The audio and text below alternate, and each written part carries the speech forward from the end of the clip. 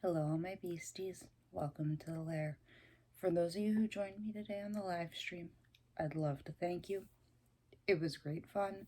Thanks to Uncivil for being an amazing host. So, a couple of questions came up a few times, and after thinking about it, I decided I was going to do a short, kind of, not true YouTube shorts, but a short little series in addition to the other things. I figured I would address the people that are a little hesitant to carry. Why? Why do I need to carry? My phone's good. I'll call 911. If you'd like to learn about self-defense, I teach women self-defense. I talk about self-defense, but the amazing Andrew Branca loves self-defense, and Masad Ayub. Amazing. I've taken Mr. Ayub's classes. I've read all his books. Big Ayub disciple. I do know there are some controversies, but those are my two go-tos. I can also direct you to some other things. I tend to specialize in women's self-defense. I thought what better way to help. So one of the things I got a lot was I'd love for my wife to carry. I do talk a lot about how I carry with children. I talk a lot about how being a mother has influenced my carry habits. I talk a lot about how being a mother has influenced why I carry and what, along with how. But one of the questions I got a few times from people were, I'd love for my wife to carry just for her safety. I'd love for my wife to carry for the sake of her and our children. I worry about them. I got a few women that said to me, I've thought about carrying. I see a lot for and against. Why? I thought in light of all of this, I would do several short videos covering why I as a female carry and why in general I feel carrying concealed personally is best if it is an option for you where you live. This video, I'm just going to talk about carjackings. Carjackings are a huge thing. They're something I talked about in the live stream. They're a huge concern for me as both a female and a parent. I tend to be seen as an easy victim. While I am very tall, I'm 5'11", I am not a large individual, as I have stated and people have seen. I am fairly small.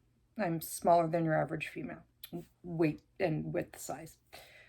I also tend to be a little absent-minded, and I drive an SUV. I'm not turning this political, but in light of the pandemic and in light of what's going on, people in large cars that have large gas tanks with gas prices have seen an increase in violence and carjackings. And with the pandemic, people have resorted to drastic measures, and there's been a drastic rise in carjack. One of my worst fears as a mother is that I will put my child in the car, I will buckle them in their car seat, and somebody will take the vehicle with them in it. You see it on the news. There's plenty of articles that aren't hoaxes, where most of the time, thankfully, the police find the child abandoned on the side of the road in a car seat because the carjacker didn't realize there was a child in the back seat. Tragically, there are cases you will find where when they do find the vehicle, the child is deceased, or there are also cases where they never find the child. That's one of my worst fears as a parent. So carjackings.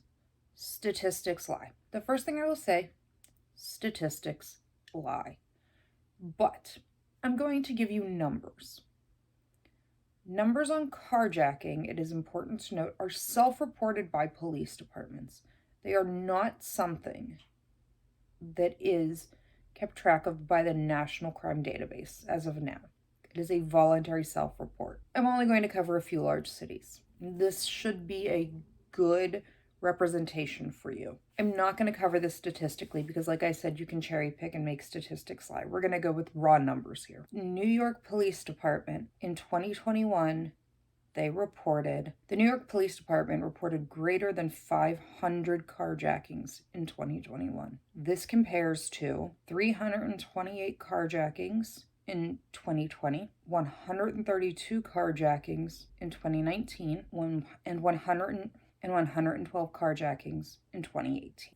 Philadelphia, like some places in big cities that self-report, do so every few years. They don't give them every year. Philadelphia reported more than 800 carjackings in 2021. This compares to just 170 carjackings in 2015. 170 to more than 800.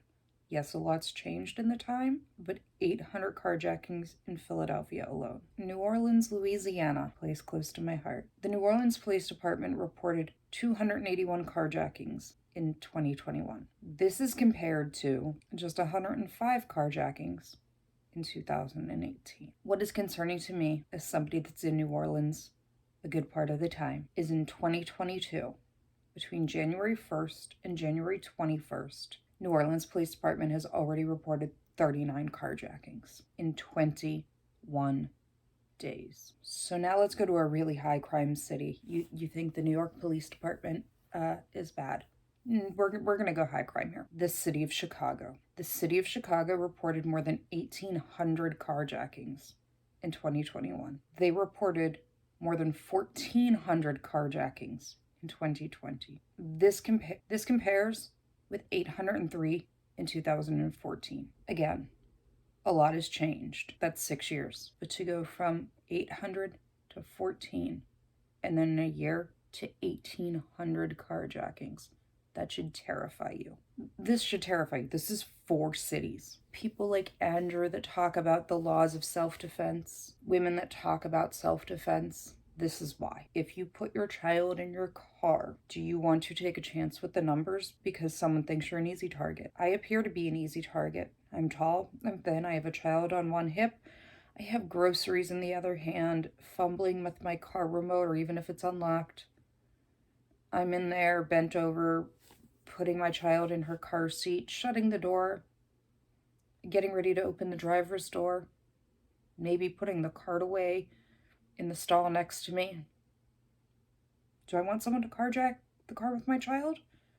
Do I want to see somebody who notices me unlocking my car, maybe not paying that much attention, seeing I have my hands full, maybe I won't fight, trying to take my car?